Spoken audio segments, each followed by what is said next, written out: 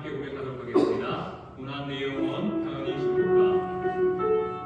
나누들이 함부를 고백하시면 되겠습니다. 고난 내 영혼, 고난 내 영혼 평안히 시킬까. 풍랑이 너도 안전한 또 끝까지도 다스리시는 주의 영원 아르지에 주의 영원하신 날 함께 하사 한천만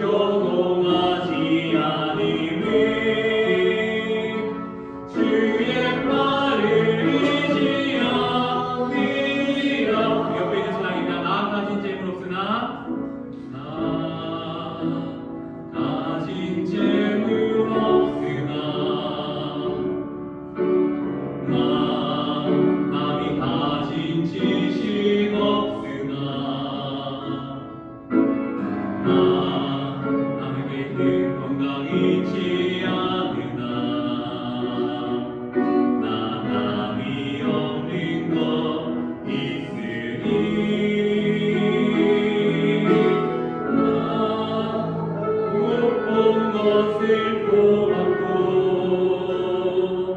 나 남이 듣지 못하니 성 들었고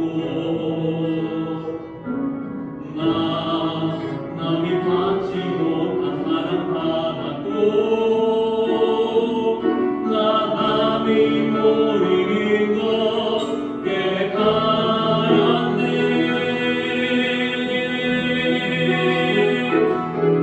공평하신 하나님이 나 남이 가진 건 나 없지만 공평하신 하나님이 나 남이 없는 것 함께 하셨네. 다시 한번 고백합니다. 나가니 나 가진 재물 없으나 나 남이 가진 지식 없으나 나 남에게 있는 건강이 있지 않으나 나 남이 없는 것 있으니 나 남이 못 본 것을 보았고 나 남이 듣지 못하는 성 들었고 나 남이 받지 못한 사랑 받았고 나 남이 모르는 것 깨달았네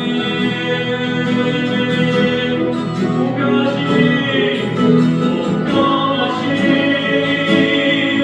하나님이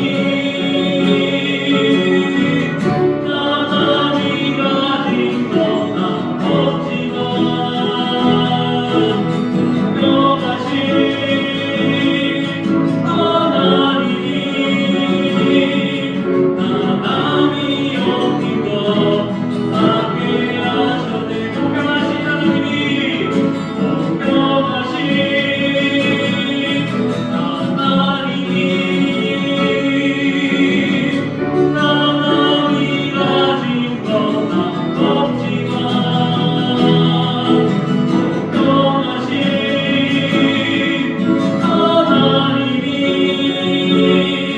나 남이 없는 것 함께 하셨네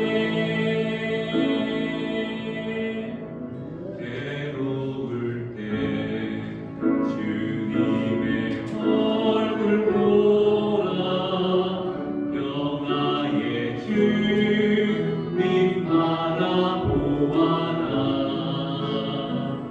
세상에서 시달린 친구들아 위로의 주님 바라보아라 우리 다시 고백합니다. 괴로울 때 주님의 얼굴 보라 영화의 주님 바라보아라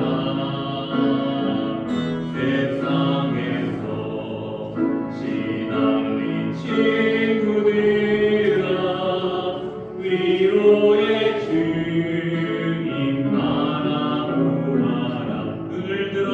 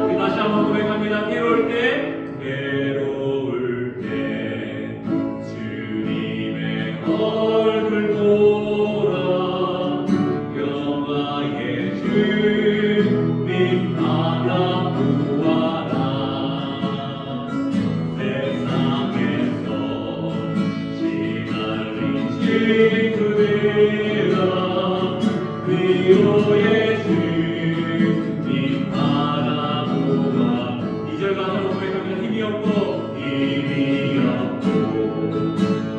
마음 연약할 때 능력의 주님 바라보아라. 주의 이름 모든 자는 힘드시고 늘 지켜주시니 눈을 들어 주를 보라. 내 모든 염려 주께 맡겨라. 슬플 때에 주님의 얼굴 보라.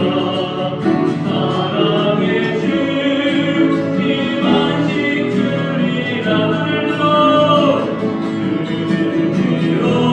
불러 주를 보라. 내 모든 염려 주께 맡겨라. 슬플 때에 주님의 얼굴 보라. 사랑의 주님 안식 주리라.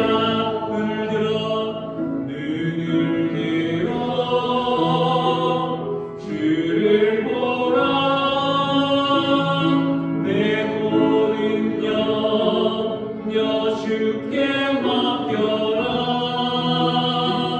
슬플 때에 주님의 얼굴 보라. 사랑의 주님 안식 주리라. 로마서 7장 1절에서 6절까지의 말씀을 천천히 함께 읽겠습니다. 형제들아, 내가 더 많은 자들에게 말하노니 너희는 그 법이 사람이 살 동안만 그를 주관하는 줄 알지 못하느냐. 남편이 있는 여인이 그 남편 생전에는 법으로 그에게 매인 바 되나 만일 그 남편이 죽으면 남편의 법에서 벗어나느니라.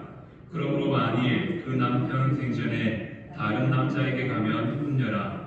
그러나 만일 남편이 죽으면 그 법에서 자유롭게 되나니 다른 남자에게 갈지라도 혼녀가 되지 아니하느니라.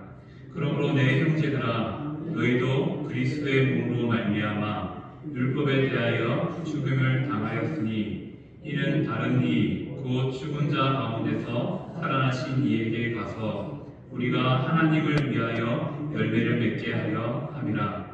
우리가 육신에 있을 때에는 율법으로 말미암는 죄의 정욕이 우리 지체 중에 역사하여 우리로 사망을 위하여 열매를 맺게 하였더니 이제는 우리가 얽매였던 것에 대하여 죽었으므로 율법에서 벗어났으니 이러므로 우리가 영의 새로운 것으로 섬길 것이요 율법의 조문에 묵은 것으로 아니할지니라. 아멘. 오늘 읽었던 부분은 쉽지 않습니다. 하지만 그 내용들을 바탕으로 우리 짧게 하나님이 주시는 마음을 함께 살펴보고자 합니다.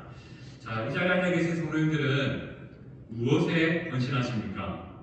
우리의 헌신의 대상, 우리의 헌신의 목적이 무엇입니까? 성도는 예수님의 구원을 받고 하나님께 헌신하는 자들입니다.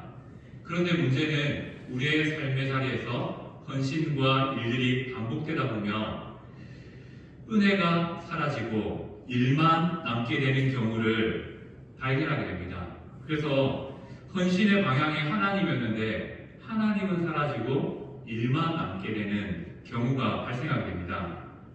시작은 하나님을 위한 헌신이라는 목적으로 시작됐는데 하다 보니 일에 지쳐서 힘들어서 그 일 때문에 너무 힘들어지는 경우도 생겨나곤 합니다.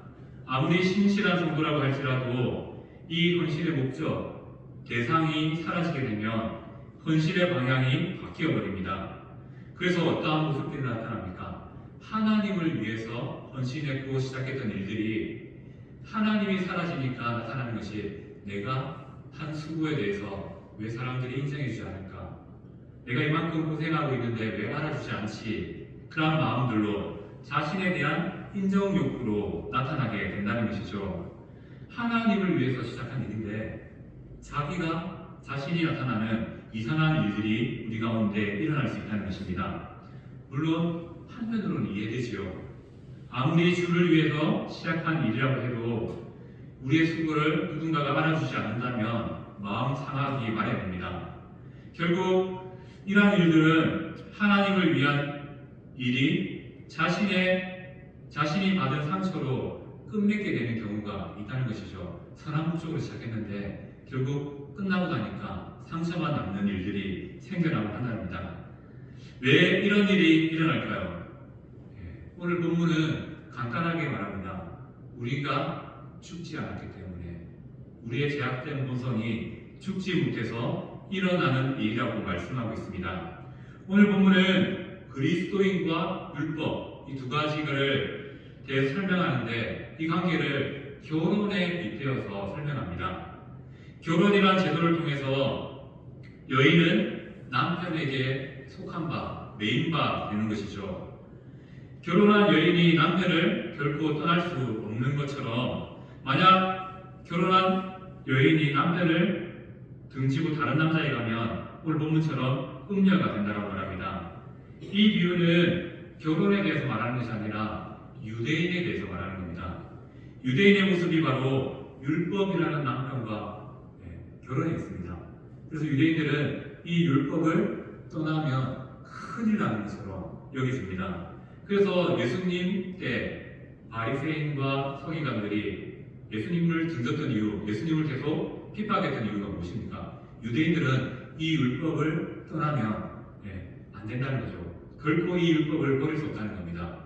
하나님을 신랑으로 모셔야 되는데 이 율법을 신랑으로 모신 채 살아가는 어리석음이 유대인들에게 있었다는 것이죠.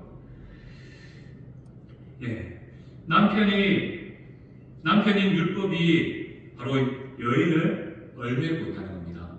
여인이 자유롭지 못하도록 하나님의 말씀은 우리에게 자유를 주시고 평안을 주시는데 오히려 유대인들에게 율법은 평안이 아니라 얽매이는 그런 줄과 같은 그런 불편한 것들이 되어버렸다는 것이죠. 이를 이해하기 위해서 우리는 율법의 기능을 하나 이해할 필요가 있습니다. 유대인들은 율법을 이렇게 생각합니다. 죄를 억제하는 능력이 있다라고 생각합니다. 그래서 율법은 죄를 우리의 삶에서 줄여주는 역할을 합니다. 그래서 이 율법이 꼭 필요하다라고 말합니다. 물론 틀린 말은 아니지요. 하지만 우리가 율법이란 남편을 통해서 여인이 해야 될 일들을 알 수 있는 것처럼 죄를 깨닫는 것처럼 죄를 억제하는 능력 분명히 있습니다. 그런데 율법을 또 다르게 생각해 보면 율법은 죄를 억제하지 못합니다. 왜 그렇습니까? 율법이 있기 때문에 죄가 확연히 드러납니다. 거짓말하지 말라는 이 율법이 없으면요 거짓말에 대한 죄가 죄로 나타나지 않습니다. 하지만 이 율법이 있기 때문에 죄라는 모습이 확연하게 우리의 삶 가운데 드러나게 된다는 것이죠. 율법이 죄를 막는 역할이 아니라 오히려 죄가 우리 가운데 확연하게 드러나게 하는 역할을 한다는 것이죠. 결국 이러한 율법은 어떻게 합니까? 어떻게 됩니까? 바로 사람을 얽매여 버립니다. 사람을 그 율법에서 떠나지 못하도록 홀가매게 된다는 거죠. 결국 하나님 안에서 자유를 누리고 하나님 안에서 평안을 누려야 될 이스라엘 백성 유대인들이 이 율법에 얽매여서 자유롭지 못한 삶, 불편한 삶, 행복은 없고 그냥 율법 자체만 남는 삶, 그러한 억압 속에 살게 된다는 것입니다. 물론 율법이 사람을 억압함을 통해서 유대인들이 이방인들보다 죄를 더 짓지 않는 것은 맞을 수 있습니다. 하지만 그 안에 하나님이 사라지니 하나님의 사랑이 사라지니 율법만 남고 죄만 남는 죄인된 자신들만 남는 이상한 일이 일어나게 됐다는 것이죠. 율법과 결혼한 여인은 이 율법을 버릴 수가 없습니다. 끊어낼 수 없습니다. 결국 자유는 사라지고 죄만 더 깊어지는 삶을 살아가게 됩니다. 그래서 예수님께서 이 땅에 율법과 결혼한 여인들의 관계를 끊기 위해 오셨습니다. 오늘 말씀처럼 남편인 율법이 죽어버리면 여인이 그 율법 때문에 더 이상 얽매이지 않습니다. 자유롭게 된다는 것이죠. 바로 예수님의 이 땅에 오신 목적이 여기에 있다는 겁니다. 유대인들을 그렇게 꼴가매고 있던 그 율법을 예수님께서 온전히 행하심을 통하여서 십자가에서 죽으시는 그 은혜를 통하여 율법이 죽게 되는 그런 놀라운 일들이 일어나게 되었습니다. 유대인들은 더 이상 율법의 얽매인 여인이 아니라 새로운 남편을 찾을 수 있는, 새로운 예수님을 받아들일 수 있는 그런 자유가 주어졌다는 것이죠. 율법은 계속해서 유대인들을 꼴가맵니다. 이렇게 하지 마, 저렇게 하지 마, 주일날 몇 번을 이렇게 하면 안 돼, 주일날 이거 하면 안 돼, 이거 해도 돼, 이런 식으로 계속 꼴가매었지만 예수님은 어떻게 합니까? 그 율법을 죽여버리시고 우리에게 자유, 평안을 주신다라고 말씀합니다.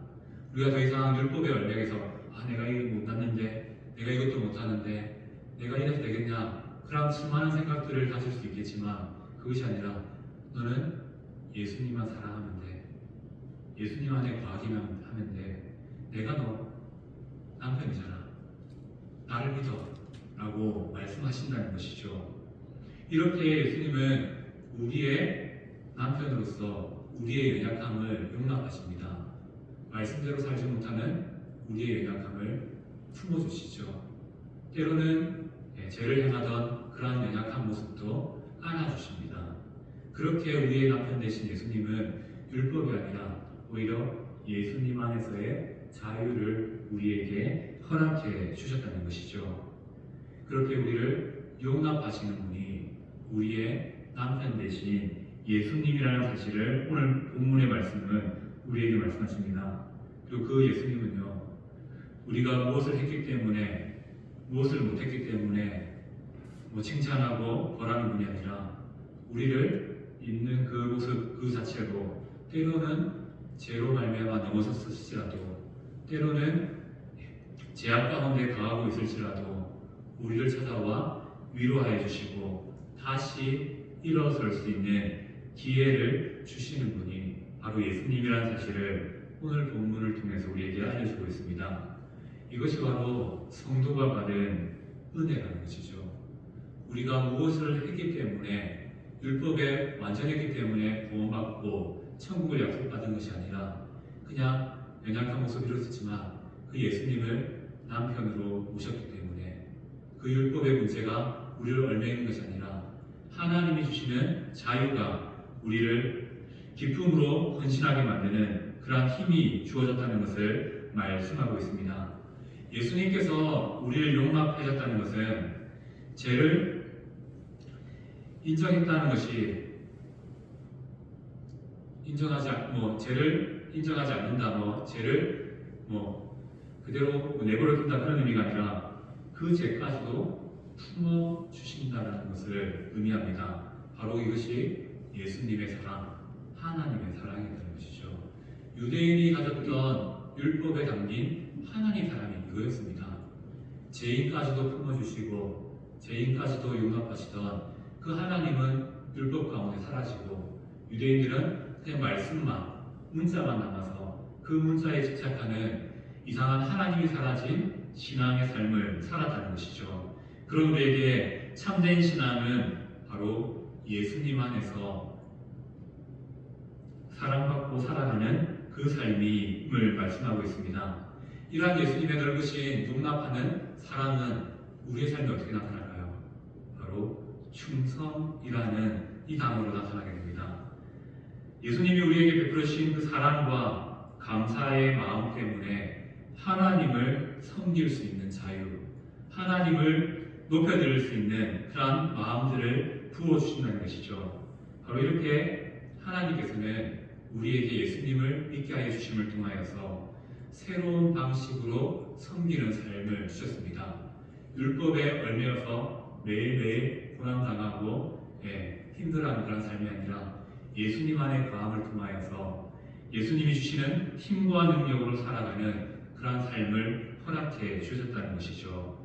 오늘 본문이 이 사실을 결혼의 비유, 율법과 그리스도인의 결혼의 비유를 통해서 설명하고 있는 것입니다.